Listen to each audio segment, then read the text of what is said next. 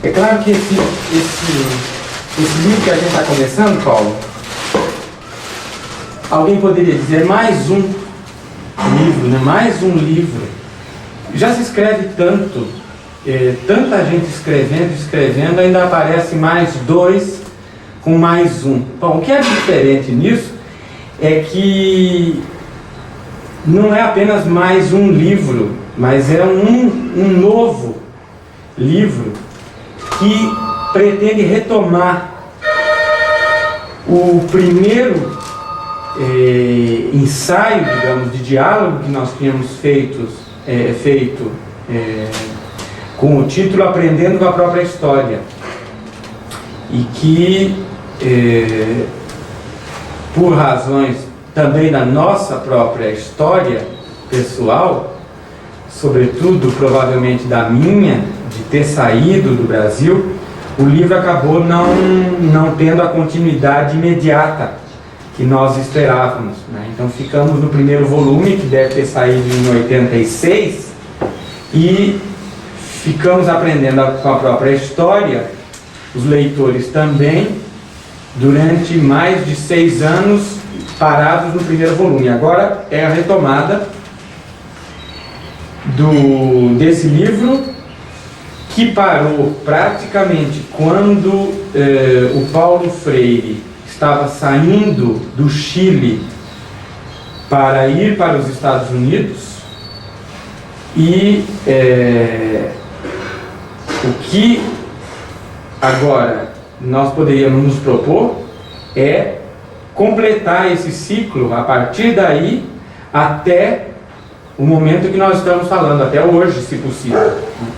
Agora, o que talvez valha a pena nessa introdução já deixar claro é que depois que nós começamos a trabalhar juntos em livro, desde que nós começamos, o primeiro livro já foi um livro, digamos, dialógico. O que é que para você, Paulo, significa dentro da tua obra, você que já escreveu muita coisa, que já publicou muita coisa em várias línguas, em milhares e milhares de edições, o que é que significou para você inaugurar uma série de livros dialógicos? Que diferença você veria entre um livro que se faz a duas vozes, como esse que se está fazendo, e um livro que, como Pedagogia da Esperança, que você terminou há pouco, é feito na solidão de uma não-voz, né? Porque nem falar se fala, mas da mão e da cabeça apenas escrevendo. Como é que você encara essa diferença e, historicamente, o que é que significa para você retomar essa série de livros dialógicos? Fizemos 2, 3, 4, depois você fez com outros. Como é que você encara essa questão do livro dialógico? Olha, Sérgio, acho que antes de responder, e dizendo aos futuros leitores deste segundo volume que a gente inicia agora, eu acho que antes de dar a minha posição em face de tua pergunta em torno do que eu acho, do que eu penso sobre um livro dialógico, eu queria fazer um breve comentário, e é o seguinte, e que tem já um pouco que ver com a pergunta. De vez em quando, até por causa de textos que eu estou escrevendo sem outro companheiro dialogando comigo, de vez em quando eu consulto alguns dos volumes que nós fizemos juntos, alguns dos outros livros que eu fiz junto com alguém, como, por exemplo, uma Pedagogia da Pergunta, com Faundes, o livro com Ira Shaw, por sinal tem uma repercussão muito grande nos Estados Unidos e muito boa no Brasil. O livro com Donaldo Macedo, Alfabetização, Leitura do Mundo, Leitura da Palavra. O livro com você também, e o Sérgio, e o Moacir, Pedagogia, Diálogo e Conflito, que é um livro realmente bom também. Quer dizer, de vez em quando eu consulto um ou outro desses livros, e a experiência de consultá-los no momento em que eu estou escrevendo sozinho, para evitar qualquer repetição desnecessária, e essa busca que eu de vez em quando faço nos textos dialógicos nossos, me fez assumir duas convicções. A primeira é de que eu preciso relê-los a todos. Quer dizer, eu tenho gostado de tal maneira das incursões a esses papos de 8, 9 anos atrás, ou ao longo desses 8, 9 anos atrás, eu tenho gostado de tal forma do que temos dito juntos, que me obriguei, e vou cumprir essa tarefa, a reler todos esses livros, um por um, página por página, e até agora eu diria, sem nenhuma preocupação de pensar se o leitor está me achando doido, está me achando pedante, não importa o que o leitor pense no momento, mas eu vou fazer essa releitura também por uma questão de gostosura. Quer dizer, é que eu acho que temos dito qualquer coisa de forma elegante, de forma simples, que a mim me satisfaz. Uma segunda convicção que eu tenho, associada a o que tem um aspecto fundamental a ser sublinhado, é de que nenhum de nós, os que temos conversado juntos, e somos gênios, nenhum de nós fez e pensou jamais, porque não somos enfermos, que são esses livros dialógicos, são obras geniais. Mas de uma coisa estou convencido, que são obras tão simples em tendo sido dialógicas, quanto o seriam se fossem escritas só por cada um de nós. Mas isso não retira desses livrinhos um valor específico de cada um, e cada um continua a apresentar certas contribuições de homens simples, que somos nós, mas certas contribuições que me convencem do desacerto, por exemplo, de certas críticas que dizem Paulo Freire escreveu ou falou livros apenas com companheiros, amigos que não iam polemizar, ou Paulo Freire, depois que escreveu a Pedagogia do Oprimido, nunca mais disse nada interessante. Veja bem, eu quero deixar claro para o leitor que quando eu digo isso, eu não estou aqui de beicinho virado, triste, zangado, amofinado, pensando em me suicidar. Não, o mundo todo pode dizer que depois da Pedagogia do Oprimido eu não escrevi nada, e pode até pior, dizer que nem a pedagogia disse nada. Quer dizer, essa é outra questão. É apenas a minha certeza de que esse conjunto de livros pequenos e leves que nós fizemos, e agora eu quero me referir apenas aos nossos, aos teus e aos meus, eu acho que nós temos dito alguma coisa que vale a pena ser lida. Então, era com isso que eu queria começar esse capítulo 0.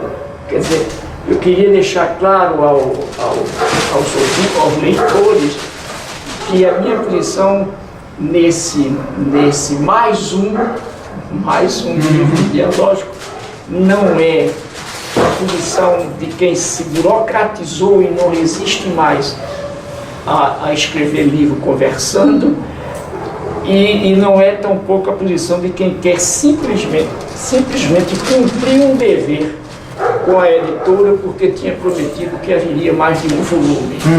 Não, eu estou de novo engajado contigo agora, aproveitando a tua passagem rápida por São Paulo, em férias do teu trabalho, sobre o que tu vais falar, para dizer mais coisas em torno do que a gente pretendeu começar a dizer no começo do primeiro volume.